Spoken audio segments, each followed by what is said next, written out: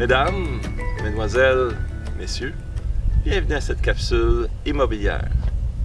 Aujourd'hui, j'avais envie de discuter avec un professionnel de l'immobilier pour avoir son pouls dans ce marché qui est en pleine effervescence depuis plus d'un an dans le Grand Montréal. On va aller chercher l'opinion d'un type qui gagne sa vie dans ce domaine depuis plusieurs années, M. Amir Latif. Alors, on va le faire apparaître à l'instant. Amir, est-ce que tu pourrais venir nous rejoindre, s'il te plaît? Hey! Salut Amir! Salut, ça va? Ça va bien, toi? C'est un plaisir. OK, ben ça m'arrive de temps en temps de faire des capsules sur la performance du marché immobilier. OK. Pas mal à chaque trimestre, je regarde ça. Et ça fait plus d'un an que je vois, surtout dans le Grand Montréal, des hausses de prix de 5, 7 6 par rapport au trimestre, le même trimestre d'année d'avant. Bref, et je lis qu'il y a des pénuries de maisons à vendre, que c'est un marché de vendeurs. Est-ce que tu peux m'éclaircir? Est-ce que mon diagnostic est bon et où est-ce qu'on s'en va avec tout ça?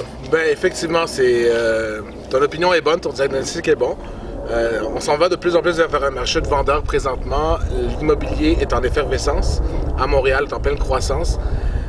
Les gens achètent en ce moment et le fait qu'il y a moins de maisons à vendre, ben, ça crée une hausse de prix.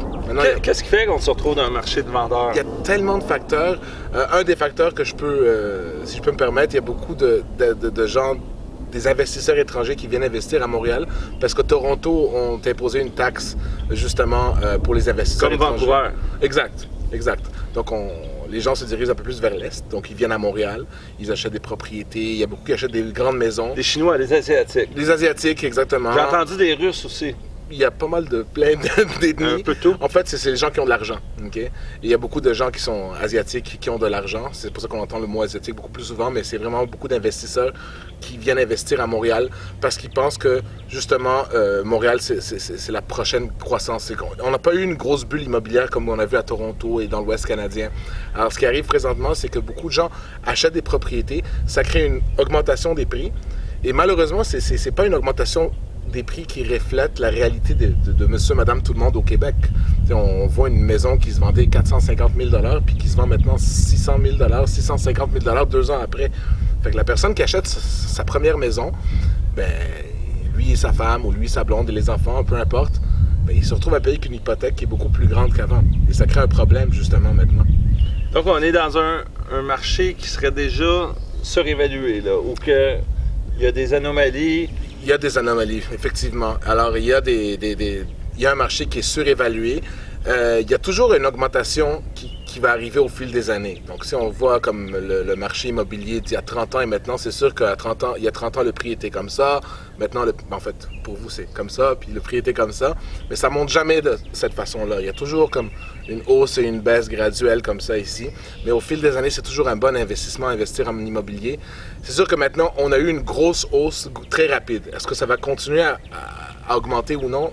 J'ai pas une boule de cristal, mais ça a l'air que c'est en train encore d'être augmenté présentement. Parce que ce que je disais il y a un an et quelques, les resserrements de critères de qualification, le fameux taux 5 ans, le taux fictif, le taux de qualification gonflé, qui je pense le 5 ans gonflé, je me demande si 5,19 il est à 5 et quelques %, fait que le premier acheteur, ça commence à se compliquer s'il veut se qualifier. Mais effectivement, c'est ça le problème qu'on a présentement, c'est que les personnes qui sont malheureusement pénalisées le plus, c'est les gens qui achètent leur première maison. C'est sur eux que ça tombe le fardeau.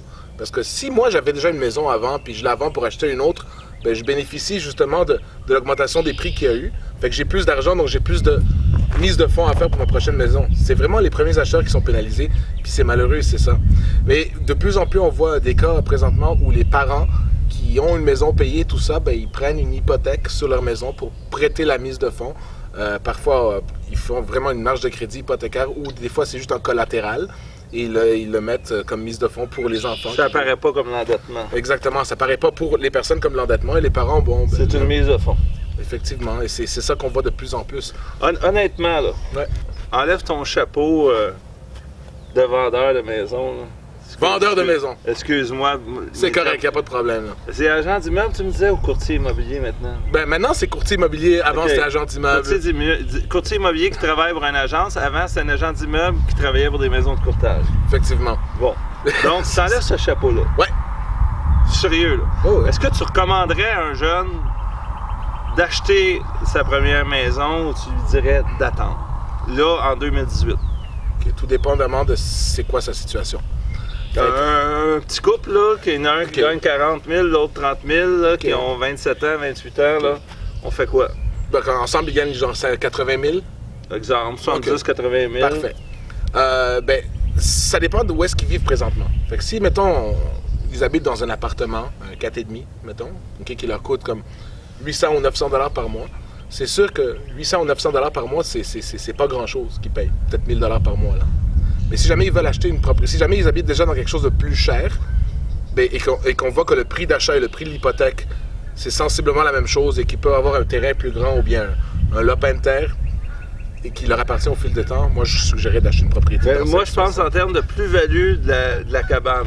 Est-ce qu'il y a un potentiel de plus-value de la cabane ou de marché, le cycle, tu me disais toi-même tantôt, off the record, que ça marche par cycle? Ça marche par l'immobilier? cycle, oui, c'est ça. Il y a toujours un cycle immobilier. Généralement, à chaque 7 ans, il y a comme un renouveau, il y a un boom qui se passe.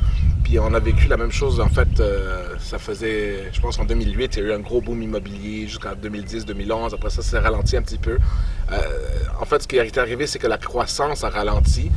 Mais là, on voit un nouveau boom immobilier, surtout dans le secteur de Montréal, dans l'ouest de l'île de Montréal. On voit beaucoup ça ici. Et je parle pas de l'ouest de l'île seulement, mais on parle de Ville-Saint-Laurent, Ville-Mont-Royal, Montréal-Ouest, Dollard-des-Ormeaux, Pierrefonds, etc. Fait que pour la personne qui veut acheter une propriété, c'est sûr que les critères sont plus difficiles, mais est-ce que ça va continuer à monter? Oui. Est-ce que ça va monter en court terme encore? Je sais pas. Mais c'est sûr que si l'objectif est à long terme, c'est toujours mieux d'acheter une propriété. Mais si l'objectif est à court terme, c'est comme un gamble. Là. Peut-être que je devrais attendre un peu avant, ramasser plus de sous. Peut-être que le marché va ralentir. Je vais mettre plus d'argent comme mise de fonds. Je vais payer moins de... Les taux sont encore pas trop hauts. Les taux ne sont pas ce qu'ils ont déjà été il y a une trentaine d'années, là. Mais on parle encore dans le 3%, 3, quelques pourcents. Je pense que c'est 3,29 ces jours-ci, dans le 5 ans, peut-être 3,19. Ça joue dans ces eaux-là. Il y a quelques années, c'était déjà à 4 points quelque chose. Et je pense qu'il y a 1 an et demi, 2 ans, c'était moins que 2,5, un 5 ans fixe. Fait qu'à 3 et quelques, on est encore bon. Est-ce que le taux va monter, tout ça? Je sais pas. Mais je pense que si le taux monte, ça va avoir une stabilité dans la hausse des prix. Puis il a déjà commencé à monter comme depuis 1 an et tout ça. Est-ce que les prix sont rendus stables? Pas encore, mais je peux pas imaginer qu'un marché soit explosif avec un taux qui va atteindre les 4 et les 5 %. Comme, je peux pas le croire, les gens vont juste... Il y a une demande forte. Il y a une demande forte. Parce que c'est clair qu'il y a des gens de l'extérieur. Il y a aussi ce qu'on appelle le solde migratoire, mesdames, messieurs, qui est assez positif au Québec. Oui, effectivement. Effectivement, on a des gens qui viennent investir de plus en plus ici, à Montréal. C'est sûr, quand on rentre dans le domaine des, par exemple, les tours au centre-ville, ça, pour moi, j'essaie de comprendre la tour des Canadiens, par exemple, ce genre de tour-là où on voit des 4,5 ou des 2 chambres à coucher aller dans les 350, 400 ou 500 000 $. Ça revient avec une hypothèque de, quoi, 2500, more or less, là, environ 2500 $ par mois. Si moi, en tant qu'investisseur, j'achète ça, est-ce que je vais pouvoir le louer assez cher pour que ça couvre, le montant de l'hypothèque, les taxes municipales, les taxes scolaires, les frais de condo et les assurances? Faire un rendement décent, finalement. Ouais, je doute. Mais moi, si j'avais cet argent-là et que je voudrais absolument habiter dans ce coin-là, moi, j'irais louer dans ce genre d'immeuble-là. Puis j'achèterais comme un duplex et un triplex ailleurs en tant qu'investisseur, puis j'habiterais pas dedans. Puis à ce moment-là, j'aurais le meilleur des deux mondes. J'aurais la qualité de vie du centre-ville que j'aime, okay, dans cet exemple-là, puis j'aurais une propriété à revenu qui se paye tout seul. Amir Latif, merci beaucoup pour ton temps. Ça fait plaisir. Ça a été un plaisir. Puis j'espère qu'on va pouvoir se revoir bientôt. On va sûrement récidiver. Récidiver. Daniel Pilon, CPA, chroniqueur financier, toujours indépendant.